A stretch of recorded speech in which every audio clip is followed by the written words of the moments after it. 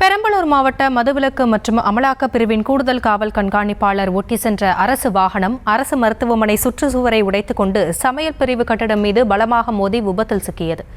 இதுகுறித்த விவரங்களோடு இணைகிறார் நம்முடைய செய்தியாளர் துரைசாமி. துரைசாமி, இந்த விபத்தில் யாருக்கெனும் காயம் ஏற்பட்டதா? என்ன நடந்தது? முழு விவரங்கள். மதுவிலக்கு மற்றும் அமலாக்க பிரிவின் கூடுதல் காவல் இரவு மகா சிவராத்திரியை முன்னிட்டு ரோந்து பணியில் ஈடுபட்டிருந்ததாக கூறப்படுகிறது. இதனைத் தொடர்ந்து இன்று காலை சுமார் 8 மணி அளவில் பெரம்பலூர் துறை சாலையில் உள்ள ஊரக காவல் நிலையத்திலிருந்து பெரம்பலூர் நோக்கி அரசு வாகனத்தில் வந்திருக்கிறார்.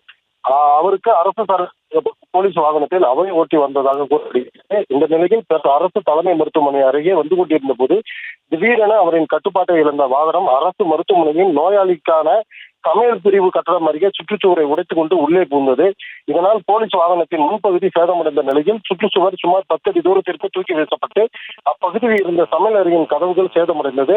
நல்வாய்ப்பாக இந்த விபத்தில் கூடுதல் காவல் கண்காணிப்பாளர் பாலமுருகனுக்கு லேசான காயம் மட்டுமே ஏற்பட்டது. இது குறித்து தகவல் அறிந்த பெரம்பலூர் நகர போலீசார் விபத்து குறித்து விசாரணை மேற்கொண்டு வருகின்றனர். மேலும் அரசு வாகனத்தை ஓட்டுவதற்கு ஓட்டுநர் இருந்த நிலையில் எதற்காக கூடுதல் காவல் கண்காணிப்பாளரே அந்த வாகனத்தை ஓட்டி வந்தார் என்றும் விபத்து எப்படி ஏற்பட்டது என்றும் துறை ரீதியான விசாரணை நடந்து வருகிறது. விவரங்களுக்கு நன்றி துரைசாமி.